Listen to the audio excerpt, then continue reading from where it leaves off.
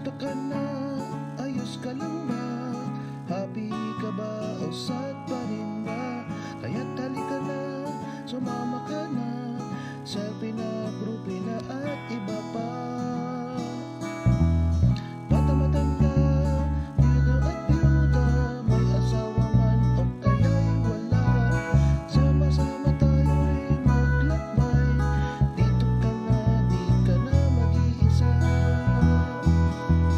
Bebop na tayo, bebop na. Let us be hip and let us up, tara sa munting tahanan, tahanan ni Kristo.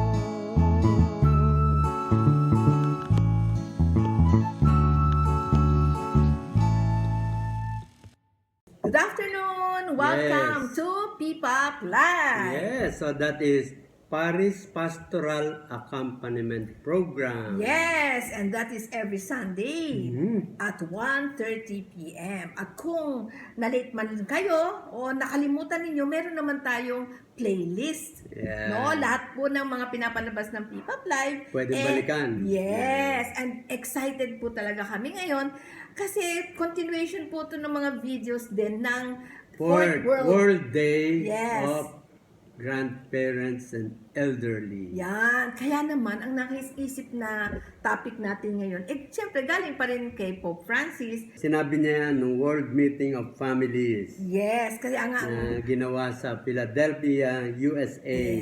biruin mo ha, 2015 pa yun. correct. Oo, ibig sabihin, talagang babalikan talaga natin yung mga pinag-uusapan.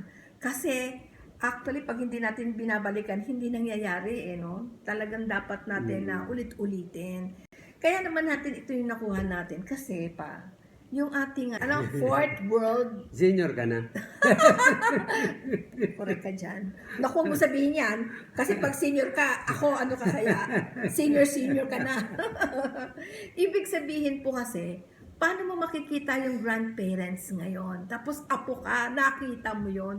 So, ibig sabihin, merong forever. Yeah. Hindi ba? That is good news. Kaya yung title natin, good news yan. Kasi merong forever.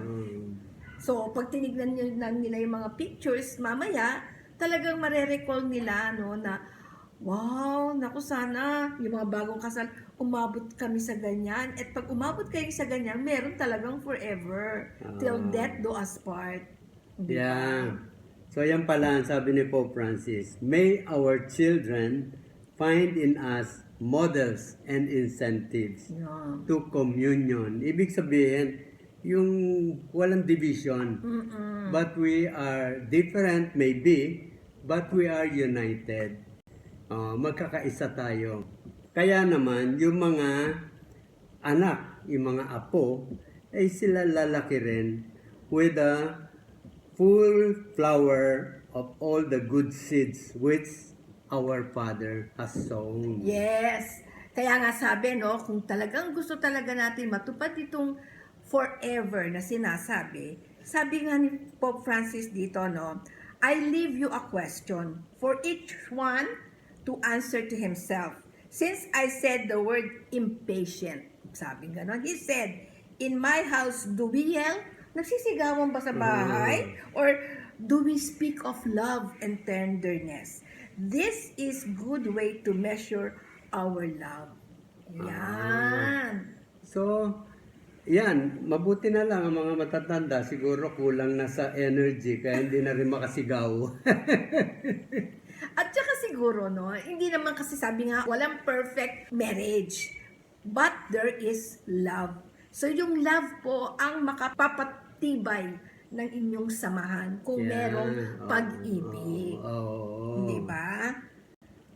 Kaya nga sinabi din niya dito na we renew our faith in the word of the Lord, which invites the faithful families to this openness. It invites all those who want to share the prophecy of the covenant of man and women, which generates life and reveals God. Yan. So, pagka talaga nandyan ang pag-ibig, yan ang nagbibigay buhay sa bawat relationship. Feel na feel mo. Ibang hindi siya parang wala lang. Yes. No? But you truly experience the other person.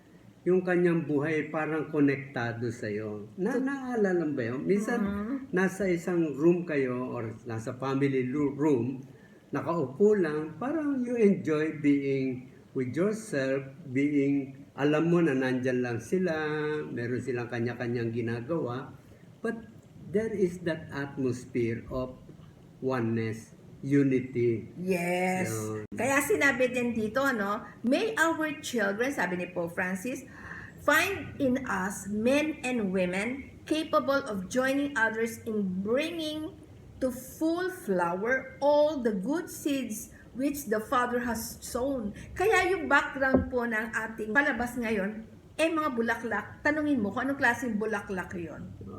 Everlasting nga tayo. Yes, No? everlasting flower.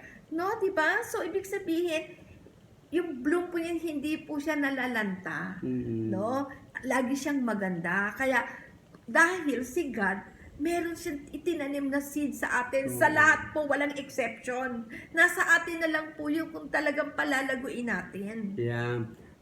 Kaya pala, meron tayong every year, sinaselebrate natin itong World Day for Grandparents and Elderly para i-remind itong ganito so that yung kagandahan ng buhay ay talagang makita sa mga matatanda. Yes. And that is being brought down to the children, to the grandchildren.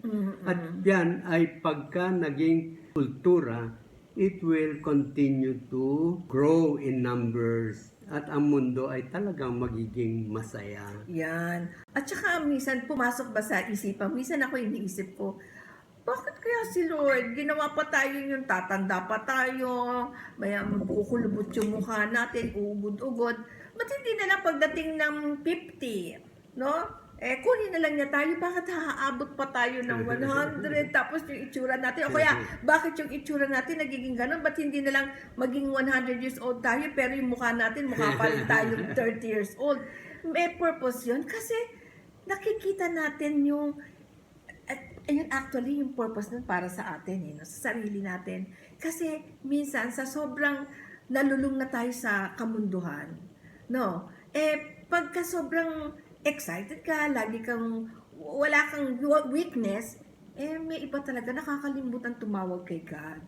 Ngayon, when you are weak, sabi ni Lord, then I am strong. You see? Kaya kung the more tayo naman matatanda na tayo, huwag po tayong malungkot, lalo po tayong maging masaya dahil sinabi ni Lord, it is when you are weak that I am strong. Kaya kung feeling nyo ngayon weak kayo, whatever it is, yung age ninyo o yung may sakit kayo, isipin nyo na yan yung sinabi ni God, na nandyan si God sa inyo.